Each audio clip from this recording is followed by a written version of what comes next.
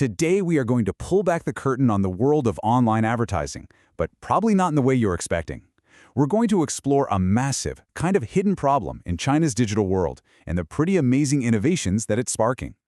First, let's just all agree on one thing. Most online ads are, well, they're super annoying, right? They interrupt what we're watching, they slow down websites, and they have this really creepy way of following you around the internet, reminding you of that one pair of shoes you looked at 3 weeks ago. It's a feeling we all know. Now, over here in the West, the big conversation is usually all about privacy. You've got these huge companies like Apple, who are basically the guardians of our data, blocking ad trackers, while companies like Google and Facebook argue that, hey, tracking is how they show us relevant ads and keep their services free. It's this giant, ongoing tug-of-war. But in China, things are different. While privacy is definitely a concern, it's not the main event. The industry there is up against a completely different and, honestly, a much more sneaky challenge. It's not just about tracking you, it's about straight-up theft on a scale that's really hard to wrap your head around. So, this brings us right to the heart of the matter. A massive criminal industry that's built around faking ad clicks and views, just siphoning billions of dollars from advertisers without giving them any real results. And the story of how this all came out into the open, it's almost too weird to be true. So how did a problem this big get exposed? Well, it wasn't some big government investigation. Nope. It was a very public, very weird fight between a tech giant and, of all things, a chili sauce company. Get this. Back in 2020, Tencent, one of the biggest tech companies on the planet, sued a super famous chili sauce brand called Laoganma for about $2.6 million. Tencent said, hey, we ran this huge ad campaign for you in one of our popular games, and you never paid us. And here's where it gets strange. The chili sauce company's response was basically, we have no idea what you're talking about. They insisted they'd never signed any deal with Tencent. So you have one of the biggest companies in China suing them over a promotion they swear they knew nothing about. Well, the police eventually figured it out, and it was a wild story. It turns out 3 imposters had faked the whole contract. But here's the craziest part. They didn't care about the advertising. Their real plan was to get their hands on the special in-game accounts that sponsors get, because those accounts are packed with rare items they could sell for a massive profit. They literally scammed one of the most powerful tech companies in the world.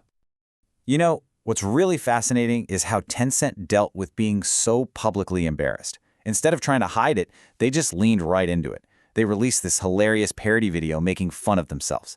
This quote became a huge meme online. It was a funny end to a bizarre story, but it absolutely blew the lid off the much, much bigger problem of ad fraud. And just how big is this problem? Well, Tencent's own security team estimated that in 2020 alone, ad fraud cost the industry 18 billion yuan. That's about 2.8 billion US dollars. An unbelievable amount of money just gone, vanishing into the hands of criminals. To put that number into perspective, that fraud makes up nearly 5% of the entire online ad market in China. So think about it this way. For every single dollar an advertiser spends, almost 5 cents is just stolen before it even has a chance to reach a real person. And the situation got really, really bad. At its worst, in May of 2020, Tencent systems were flagging a full 1/3 of all ad traffic as potentially fake. Even after the government crackdown, it was still nearly 20%. So this makes it pretty clear. This isn't some small fringe issue. It's a massive systemic crisis. Okay, so this all brings up a really big question. How are they even pulling this off? Because this isn't just about a few fake clicks here and there. We're talking about a highly sophisticated operation that gets right into the guts of how digital advertising is even measured. Okay, so it's called attribution fraud, and here's the simplified version of how it works. First, malware gets spread to thousands of phones, usually through some fake apps or shady websites. Later on, when someone with an infected phone installs a totally real app, let's say from the official app store, the malware just wakes up. It secretly sends a signal to the ad network saying, hey, this person installed the app because they clicked on my ad, the fraudster's ad, even though they didn't. And just like that, the fraudster gets a commission for an app install they had absolutely nothing to do with. They are literally stealing credit for it. So faced with this insane level of fraud and, users who were just sick of bad ads, some platforms in China started to think way outside the box. And the first big innovation didn't come from some new tech, but from totally rethinking the relationship between ads, creators, and their audience. And this brings us to a platform called Bilibili. It started out as this pretty niche site for fans of anime, comics, and games, but it blew up into a massive video platform. But right from the beginning, they made a really bold promise: no annoying ads that interrupt your videos. For a video platform, that sounds like a crazy, maybe even impossible business model. So how in the world do they make money? Well, they turn the ads into the content. Instead of just running a 30-second commercial, brands partner directly with Bilibili's creators to make entire videos. So Science Channel might do a whole sponsored video on the history of KFC's secret recipe. The key thing is, the ad is the content, and it's always very clearly marked as being sponsored.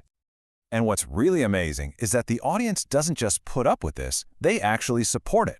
It's really common to see comments on sponsored videos from people saying things like, "Let the creator eat." They get it. They understand this model lets their favorite creators make a living.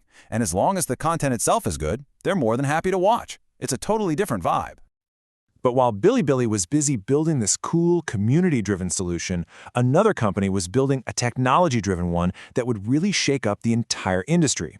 And of course, that company was ByteDance, the creator of TikTok. And the impact was just massive. ByteDance basically came out of nowhere to become the second biggest digital advertiser in China, right behind the e-commerce giant Alibaba. They blew right past Baidu, which had been the search engine king for years, and they did it with a revolutionary algorithm.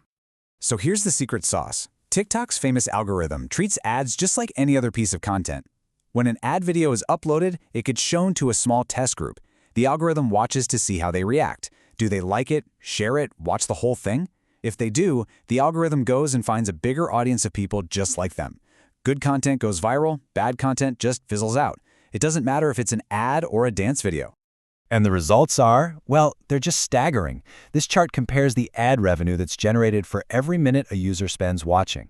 So if we say Bilibili's really innovative model is the baseline, a 1, then TikTok's model is nearly 9.5 times more efficient. By treating ads as content and using a powerful algorithm to find the perfect audience, they built one of the most effective advertising machines ever. So what you're seeing with Bilibili and TikTok is this really fundamental shift in thinking. The old way of doing things was based on this question: people hate ads, so how can we force them to watch? But this new model, which was born out of this fraud-filled market in China, asks a totally different question. How can we make ads that people will actually choose to watch and maybe even enjoy? And that leaves us with a really fascinating thought to end on. We started with this idea that everyone, everywhere hates online ads. But what's happening in China suggests that maybe a different future is possible. What if the real solution to bad ads isn't just about better privacy, but just better ads? Ads so good that they don't even feel like ads anymore and just become another piece of content we're happy to watch. It's a pretty radical idea, but it's one that could change everything.